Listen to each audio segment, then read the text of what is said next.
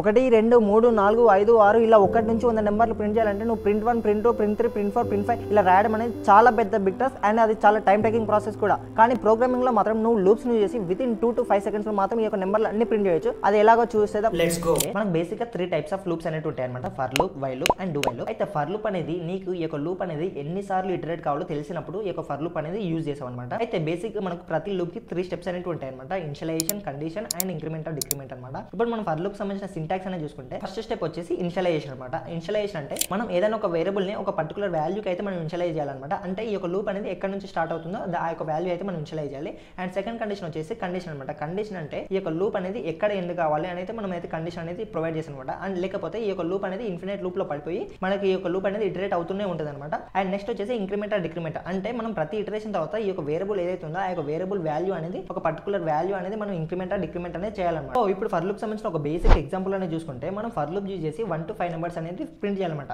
అంటే 1 అనేది starting point కాబట్టి నేను అయితే i = 1 అని అయితే ఇనిషియలైజ్ చేశాను. అండ్ ఎండింగ్ పాయింట్ ఏంటంటే 5 అనమాట. అంటే i <= 5 వచ్చే వరకు మనం ఈ యొక్క లూప్ అనేది ఇటరేట్ అవుతూనే ఉండాలి. అండ్ థర్డ్ స్టెప్ వచ్చేసి i++ అనమాట. i++ అంటే ప్రతి ఇటరేషన్ తర్వాత i వాల్యూ అనేది +1 కావాలన్నమాట. ఈ విధంగా నువ్వు ఫర్ లూప్ యూజ్ చేస్తే మల్టిపుల్ వాల్యూస్ అనేది ప్రింట్ చేయాలన్నమాట. అండ్ లూప్స్ కి సంబంధించిన బేసిక్ నోట్స్ అండ్ క్వశ్చన్స్ అనేది ఆల్రెడీ నేను టెలిగ్రామ్ ఛానల్ అయితే పోస్ట్ చేశాను. నువ్వు ఇంకా టెలిగ్రామ్ ఛానల్లో జాయిన్ అయ్యి PDF చదివి ఇంకా క్వశ్చన్స్ ప్రాక్టీస్ చేయడమే అనమాట.